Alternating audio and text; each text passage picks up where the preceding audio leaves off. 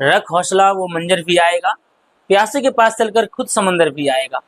थक कर ना बैठे मंजिल के मुसाफिर, थक कर ना बैठे मंजिल के मुसाफिर, मंजिल भी मिलेगी और मिलने का मजा भी आएगा। अगर आप इस वीडियो को कंप्लीट देख लेते हैं तो आपके जो है इस चैप्टर से एक भी नंबर आपसे मिस नहीं होगा, एक भी क्वेश्चन आपसे नहीं छूटेगा, ये हमारी गारंटी है। और आप अगर लगातार मेरे चैनल को फॉलो करते हैं तो आपको 100 में से 100 मार्क्स हम दावा ठोक के कहते हैं अटेंड, आपका भी 100 में से 100 मार्क्स आ सकता है बिहार बोर्ड के 10th के एग्जाम में। तो आइए क्लास की शुरुआत करते हैं। सबसे पहले समझते हैं समांतर श्रेणी क्या होता है। समांतर श्रेणी मतलब देखिए क्या होता है। समांतर श्रेणी का मतलब सीढ़ी होता है, ठीक है। समांतर मतलब समान अंतर प्लस सीढ़ी। देखिए सबसे पहले है समांतर। समांतर का मतलब क्या हो रहा है कि समान अंतर, मतलब कि अंतर जो होना चाहिए वो समान होना चाहिए। जैसे हम लोग घर में अगर सीढ़ी बनाते हैं छत के लिए तो देखते होंगे कि इस तरह बनाता है।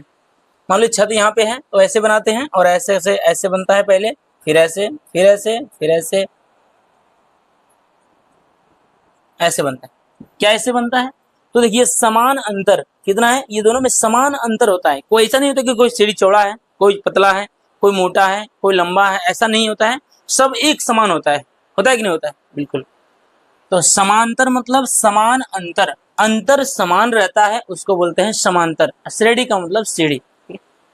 पहले समझते हैं एपी यानी कि समांतर श्रेणी मतलब परिभाषा समझते हैं उसका क्या है। देख लीजिए संख्या की ऐसी श्रेणी, संख्या की जो है ऐसी श्रेणी जिनके दो क्रमागत, दो लगातार, क्रमागत मतलब लगातार, दो लगातार पदों का अंतर जो है सदैव समान होता है।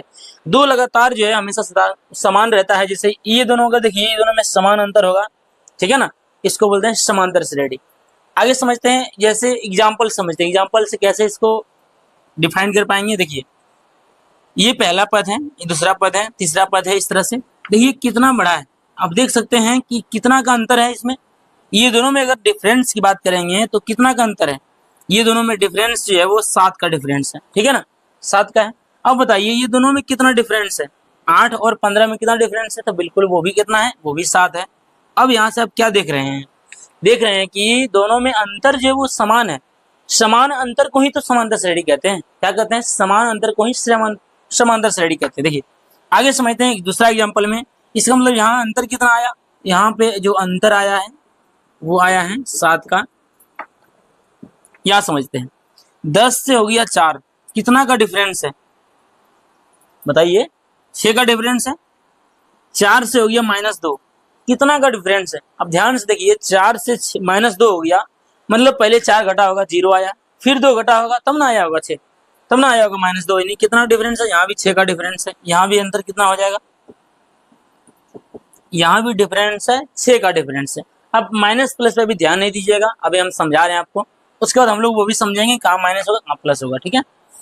यहाँ पे देखते हैं क्वेश्चन नंबर 3 में देखते हैं कि 2 से 2 है, कोई भी अंतर नहीं है, मतलब 0 का डिफरेंस है। कितना का डिफरेंस है, 0 का। फिर देखिए 2 से 2 है, 0 का डिफरेंस। फिर देखिए कितना है, 0 का डिफरेंस। मतलब देखिए समान अंतर तो बढ़ रहा है, 0 बढ़ रहा है या 0 घट रहा है, या 0 बढ़ रहा है 0 घट रहा है, ऐसे बोल सकते हैं इसको कि 0 बढ़ रहा है, अंतर समान है। क्या है, अंतर बिल्कुल समान है। कितना बोल सकते हैं, 0 का समान है, मतलब 0 अंतर हो रहा है, ठीक है ना। 0 बढ़ा, फिर 0 बढ़ा, फिर 0 बढ़ा, या 0 घटा, 0 घटा, 0 घटा, ऐसे भी कर सकते हैं। तो ये अंतर देख रहे हैं कि अंतर सभी जगह समान है, उसी को बोलते हैं समांतर श्रेणी। अगर इस तरह का अंतर समान होता है तो बोलेंगे समांतर श्रेणी। अगर इस क्वेश्चन को अगर हम इस तरह से लेकर के देखें एक सवाल को, 7 से हो गया 5, 5 से हो गया 3, 3 से हो गया कुछ ऐसे करके दिया हुआ है। अगर आपको ये बोला जाए कि इसमें डिफरेंस बताना है तो बताइए 2 और 7 और 5 के बीच कितना डिफरेंस है, 2 का डिफरेंस है। 5 और 3 के बीच कितना डिफरेंस है, वो भी 2 का डिफरेंस है। मतलब यहाँ भी अंतर कितना है, समान आ रहा है, 2 2 आ रहा है।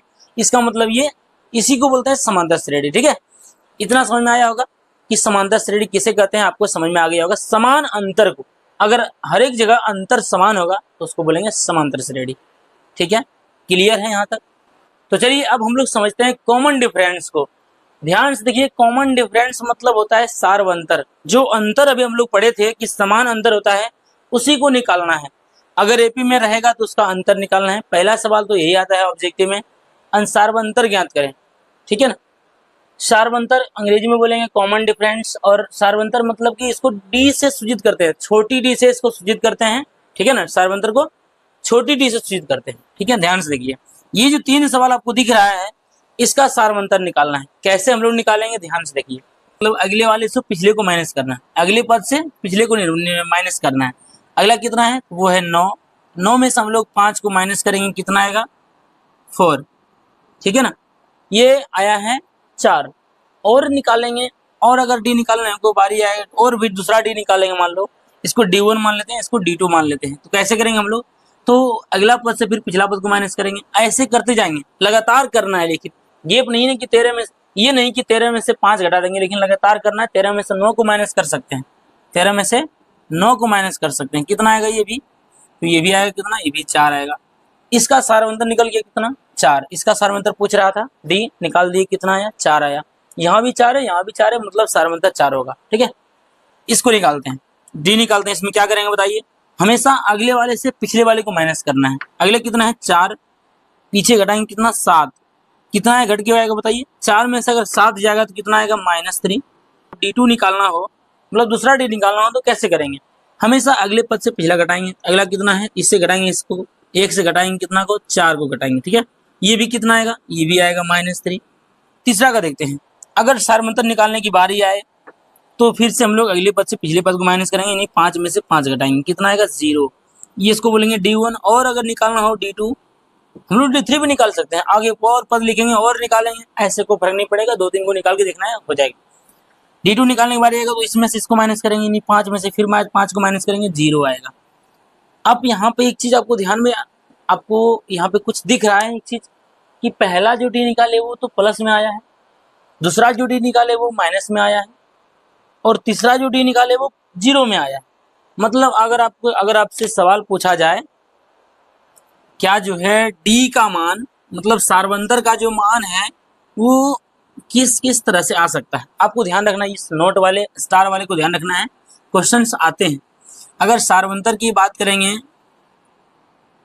मतलब डी की बात करेंगे अगर, तो डी का जो मान है वो किस किस तरह से आ सकता है, तो बोलेंगे धनात्मक भी आ सकता है, नोट में आपको लिख लेना है, ऋणात्मक भी आ सकता है, और क्या, और शून्य में भी आ सकता है, मतलब शून्य भी आता है।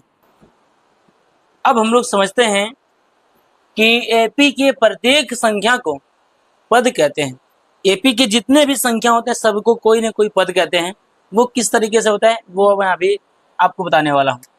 एपी के प्रत्येक पद को, प्रत्येक संख्या को पद कहते हैं, ठीक है ना। जैसे देखिए, जैसे एपी मान लो लिखा हुआ है 5, 11, 17, 23 डॉट डॉट डॉट डॉट लिखा हुआ है, इस तरह से लिखा हुआ रहेगा। तो जो पहले रहेगा उसको बोलेंगे पहला पद, दूसरे को बोलेंगे दूसरा पद, तीसरा को बोलेंगे तीसरा पद, चौथा को बोलेंगे चौथा पद, और जो अंतिम में रहेगा उसको बोलेंगे nवां पद, अंतिम पद बोलेंगे उसको, ठीक है। क्या बोलेंगे, अंतिम पद। अब ये बताइए प्रथम पद को कैसे लिखेंगे, तो प्रथम पद लिखने का जो तरीका है वो है ए, या तो प्रथम पद को ए बोल दीजिए या तो A1 बोल सकते हैं, ठीक है। A1 को ए भी बोल सकते हैं, कोई दिक्कत नहीं है। अगर यहाँ पर दूसरी पद की बात आए कि दूसरी पद को कैसे बोल सकते हैं, इसमें बोलेंगे A2, ए बोलना है, पद मतलब ए, पद मतलब ए। पहला रहेगा तो A1 लगाना है, 1 लगाना है, दूसरा पद रहेगा तो 2 लगाना है, तीसरा रहेगा तो 3 लगाना है, चौथा रहेगा 4 लगाना है, इस तरह से। अगर तीसरी की बात करेंगे, बताइए कि तीसरी पद कैसे होगा, ये होगा क्या A3 होगा क्या। चौथा पद की बात करेंगे तो क्या होगा बताइए फटाफट से, चौथी पद की बात करेंगे तो A4, और पांचवी पद की बात करेंगे तो क्या होगा, पांचवी पद अगर पूछा जाए तो क्या बोलिएगा A5, A5 को बोलते हैं पांचवा पद। A10 को क्या बोलेंगे बताइए, A10 को क्या बोलेंगे 10वां पद, A11 को क्या बोलेंगे 11वां पद, A20 को क्या बोलेंगे 20वां पद, A100 को क्या बोलेंगे 100वां पद, A1000 को क्या बोलेंगे 1000वां पद, ठीक है ना। ध्यान से देखिए, अगर ये करते करते अगर लास्ट संख्या की बात करेंगे तो उसको बोलते हैं AN, इसको बोलते हैं अंतिम पद। क्या बोलते हैं, अंतिम पद, अंतिम पद। AN को बोलेंगे अंतिम पद, यानी कि लास्ट में जो होगा उसको अंतिम पद बोलेंगे। अंतिम पद को यानी कि AN को एक और शब्द से दिखाते हैं L से, अगर कहीं कहीं L भी रहता है, AN रहे या L रहे समझना है वो अंतिम पद की बात कर रहा है, ठीक है। आई होप आप लोगों ने समझ लिया होगा कि प्रथम पद को हम लोग कैसे डिनोट करेंगे। दूसरा पद को कैसे डिनोट करेंगे, तीसरा कैसे डिनोट करेंगे, चौथा को कैसे डिनोट करेंगे और अंतिम को कैसे डिनोट करेंगे, ये भी आपको पता चल गया होगा। आपसे अगर कोई भी पूछता है कि ए 50 का मतलब क्या होता है, तो बोलेंगे 50वां पद। बोलेगा कि चलो 40वां पद कैसे लिखेंगे, तो आपको लिखना है A14। ठीक है, क्लियर? समझते हैं कि एपी में अगर होगा तो कैसे पता चलेगा कि वो एपी में है। पहचानने के लिए सवाल भी आते हैं एग्जाम में, आपको सीखना है कि एपी में वो कैसे हो सकता है, वो पहचानना है हम लोग को। यहाँ पे लिखा गया क्वेश्चन में एपी को पहचाने, ठीक है ना, एपी को पहचानना है हमको, इसमें से कौन सा एपी में है और कौन सा नहीं है। संख्या तो बहुत सारे है, कुछ भी लिख देगा, बोलेगा एपी में है कि नहीं बताइए, सवाल गलत हो जाएगा। अगर नहीं एपी में होगा और बना दिए तो गलत हो जाएगा। तो उसको कैसे जानना है कि एपी में है या नहीं, वो हम सीखने वाले हैं। इतने सारे क्वेश्चन को आपको सिखाने वाले हैं अच्छे से, आपको घबराहट बिल्कुल भी नहीं होनी चाहिए। मैं आपके साथ हूं, मतलब मैथ्स इजी, 100 में से 100। चलिए सबसे पहले क्या करना है, इस क्वेश्चन को चेक करेंगे, ठीक है ना। तो इसमें हम लोग सबसे पहले एपी को जानने के लिए हमको सार्वंतर निकालना पड़ेगा। अगर अंतर समान होगा तो वह एपी में होगा, अगर अंतर समान नहीं होगा वो एपी में नहीं होगा। बस ध्यान रखना है कि डी समान होना चाहिए, सार्वंतर समान होना चाहिए, डी समान होना चाहिए, तब वो एपी में होगा, नहीं होगा तो एपी में नहीं होगा। ठीक है ना, चलिए शुरू करते हैं। देखिए यहाँ पे लिखा गया 1 का स्क्वायर। अब बताइए एक बार कि 1 का स्क्वायर कितना होता है, वो 1 होता है। 2 का स्क्वायर कितना होता है, चलिए इसको छोड़ते हैं, पहले हम लोग डायरेक्ट सार्वंतर पर निकालते हैं। बताइए सार्वंतर को क्या करते थे, सार्वंतर हमेशा क्या करते हैं, अगले पद में से पिछले पद को माइनस करते हैं। मतलब ये वाला से इसको माइनस करेंगे तो इस पद में कितना है, 2 का स्क्वायर है, माइनस करेंगे कितना, 1 का स्क्वायर। अगर ये निकालें अच्छा से हम लोग तो क्या आएगा बताइए, 2 का स्क्वायर कितना आएगा, 4 आएगा, और 1 का स्क्वायर कितना आएगा, 1 आएगा। 4 में से अगर 1 जाए कितना आएगा, 3।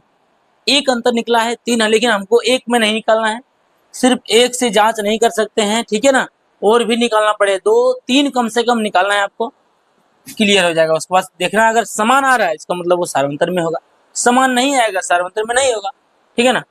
चलिए D2 निकालते हैं। D2 के लिए क्या करना पड़ेगा, तो अगले पद में से पिछला पद को माइनस करना है। मतलब 3 का स्क्वायर माइनस 2 का स्क्वायर। अब बताइए 3 का स्क्वायर कितना होगा, तो 9 होता है, और 2 का स्क्वायर कितना होता है, 4 होता है। अगर 9 में से 4 घटाया जाए क्या 3 आता है, नहीं आता है, कितना आता है, 5 आता है। तो साफ यहाँ पे दिख रहा है कि अंतर बिल्कुल भी समान नहीं है।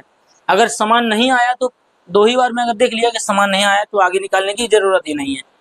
यहाँ पे क्या देखें हम लोग, चूंकि D1 बराबर D2 है या नहीं, बिल्कुल भी नहीं है, क्या करेंगे, काट देंगे, ये बराबर नहीं है, इसलिए या नहीं लिखेंगे। अतः यह प्रश्न एपी में नहीं है, एपी में नहीं है, या फिर लिखेंगे सार्वंतर में नहीं है, ठीक है ना। यस मतलब अगर होगा तो यस लिखना है, नहीं होगा तो नो लिखना है। ये एपी में नहीं था, पहला सवाल एपी में नहीं है, इसको कर देंगे एपी में नहीं है तो गलत कर देंगे इसको, ठीक है ना। पहचानना है कि इनमें से कौन सा एपी में है। चलिए अब हम लोग सॉल्व करेंगे, क्वेश्चन नंबर 2 को सॉल्व करेंगे। और क्वेश्चन नंबर 2 आप ध्यान से अगर देखें यहाँ पर, तो अगर हम डी निकालते हैं दूसरे पद में से पहले पद को माइनस करेंगे तो 12 में से 10 गया तो 2 बचेगा। फिर अगर D2 निकालते हैं तो 14 में से 12 जाएगा तो कितना बचेगा, फिर 2 बचेगा, और प्लस में दोनों बच रहा है, मतलब समान अंतर आ रहा है। अगर अंतर समान है तो ये एपी में होगा डेफिनेटली, ठीक है ना। इसको निकालने की उतना जरूरत नहीं, आप ध्यान से अगर निकालना हो तो आप निकाल सकते हैं। तीसरा क्वेश्चन को समझते हैं। अगर डी निकाला जाए तो हम लोग अगले पद से पहले पद को माइनस करेंगे। अगला पद क्या है, वो है n 5 है। आप 5 में से अगर 3 को माइनस करेंगे तो 2 आएगा। अगले पद फिर निकालते हैं, 9 में से अगर माइनस करेंगे 5 को तो कितना आएगा, 4 आएगा, जो कि समान अंतर नहीं हुआ। पहले तो अंतर 2 आया, फिर अंतर 4 आ गया, जो कि बराबर नहीं है। सेम इसी तरह बनाना है, अगर बराबर होगा तो बराबर यहाँ लिखना है, नहीं होगा तो काट देना है बराबर को।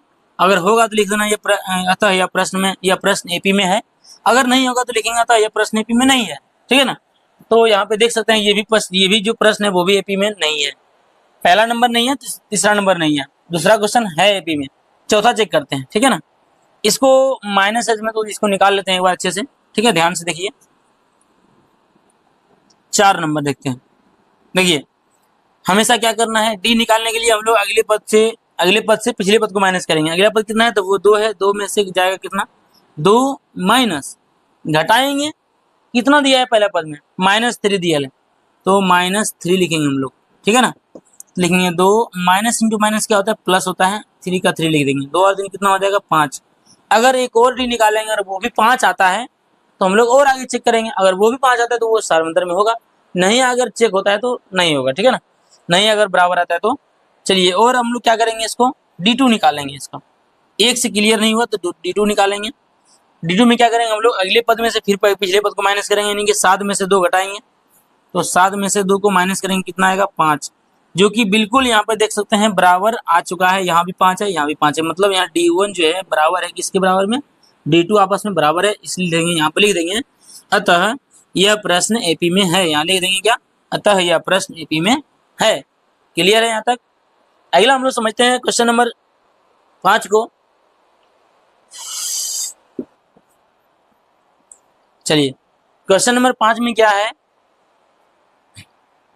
डी अगर निकालना हो यानी D1 निकालना हो तो हम लोग क्या करेंगे, अगले पद में से पिछले पद को माइनस करेंगे। अगला पद कितना है तो -7 है, -7 है, और एक माइनस देंगे, घटाने के लिए माइनस लगाएंगे पहले अपने मन से।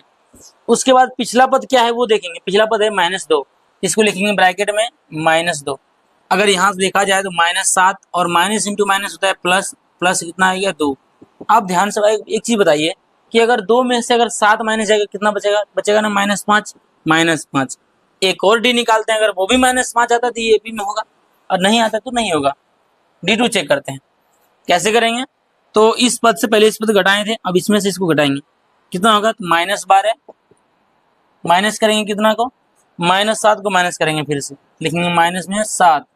बताइए कितना होगा -12, और माइनस इंटू माइनस क्या होता है प्लस, आज कितना है 7। तो बात आई, तो एक बात बताइए कि 7 में से अगर 12 जाएगा तो कितना बचेगा, तो वो बचेगा -5। देख सकते हैं यहाँ पर जो है पहला डी और दूसरा डी दोनों समान आ चुका है। लिखेंगे हम लोग D1 बराबर D2, इसलिए यह अतः लिखना है या जो भी लिखना है, इसलिए यह प्रश्न एपी में है, ठीक है ना। क्या है, एपी में होगा। कितना की गया अभी आएगा तो ना, टाइम का 3 बजे 4 बजे होगा। क्वेश्चन नंबर 6 है। क्वेश्चन नंबर 6 बहुत सारे, क्वेश्चन नंबर 6 को जो है बहुत सारे स्टूडेंट गलत करते हैं, निश्चित ही गलत करते हैं, क्योंकि उसको देखने में लग रहा होगा कि एपी में नहीं है, आपको भी लग रहा होगा कि एपी में कहाँ से होगा। √2 से √8 हो गया, 8 से 18 हो गया, 6 का अंतर है, फिर 10 का अंतर हो गया, ऐसा बिल्कुल भी नहीं है, आपको ध्यान से देखना है। ये प्रश्न हम बता देना चाहते हैं, ये प्रश्न एपी में है, कैसे है वो हम आपको सिखाते हैं। ये लगभग क्वेश्चन लगभग 90% स्टूडेंट गलत करके आएंगे एग्जाम में। अगर ऑब्जेक्टिव में आ गया तो फटाक से मारेंगे एपी में नहीं है, आंसर टिक हो गया, और जो कि गलत है। चलिए चेक करते हैं कैसे। हम लोग अगर सारवंतर निकालते हैं क्या करते हैं, पहले तो अगले पद में से पिछले पद को माइनस करते हैं। अगले पद कितना है तो √8 है, उसको घटाएंगे -2। देखिए क्या करेंगे, √8 और माइनस करेंगे कितना √2 को। ये अगले पद ये √8 है और पिछले पद कितना है √2 है, तो माइनस करेंगे, ठीक है। अब आप ये बताइए, यहाँ से तो माइनस नहीं होगा, लेकिन आपको एक चीज पता है क्या कि √8 को इस तरह से तोड़ना है कि कम से कम 1 का वर्गमूल आना चाहिए, ठीक है ना। तो हमको इस तरह तोड़ सकते हैं इसको, क्या 4 × 2 4 × 2, अब माइनस में कितना है तो √2 जो है वो रहने देते हैं।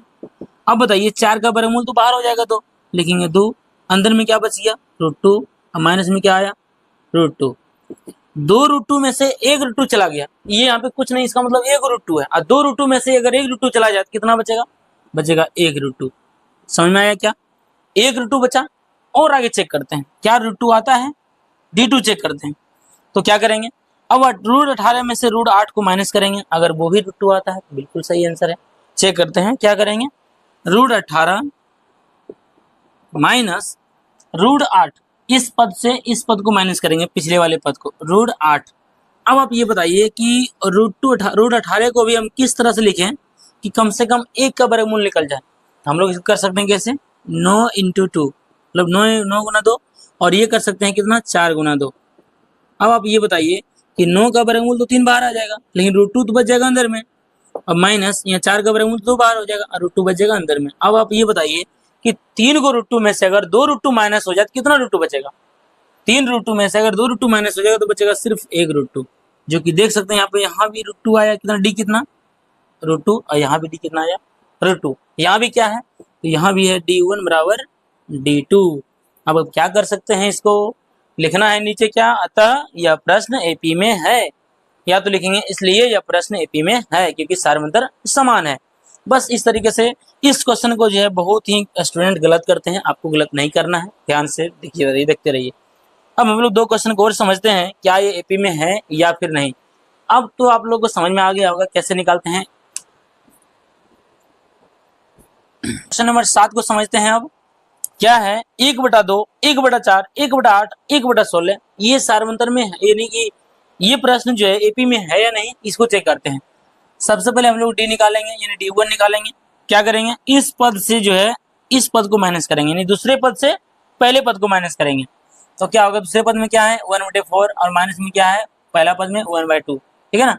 अगर इसको निकाला जाए तो क्या होगा बताइए, दोनों का एलसीएम तो 4 आएगा, 4 का 4, 1 माइनस 2 से 2 बार में, 2 से 1 बार में, कितना आया 1 से कटेगा तो कितने बार में -1/4, मतलब इसका डी जो डी आया है वो आया है -1/4। और चेक करते हैं, अगर और D2 निकालना हो तो इस पद में से जो है इस पद को माइनस करना पड़ेगा, फिर वही करेंगे D2 निकालेंगे।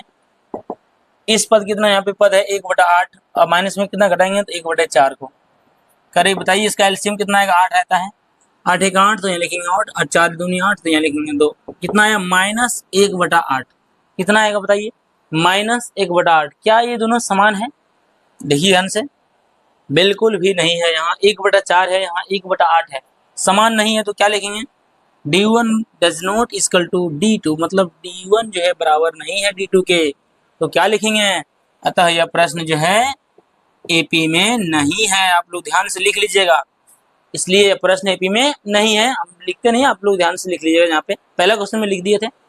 सवाल चेक करते हैं, क्वेश्चन नंबर 8 को चेक करते हैं। क्वेश्चन नंबर 8 है 0.01, 0.07, 0.013, ऐसे करते करते जो है आपको चेक करना है, तो वही करेंगे, D1 निकालेंगे पहले, इस पद वाले को घटाएंगे इस पद से, मतलब इस पद को घटाएंगे इससे, लिखेंगे कितना 0.07 माइनस 0.01, 0.01। अब आप यहाँ पे निकाल सकते हैं, अगर माइनस करते हैं इसको तो कितना आएगा 6, 0 का 0, पॉइंट का पॉइंट, 0 पॉइंट का पॉइंट।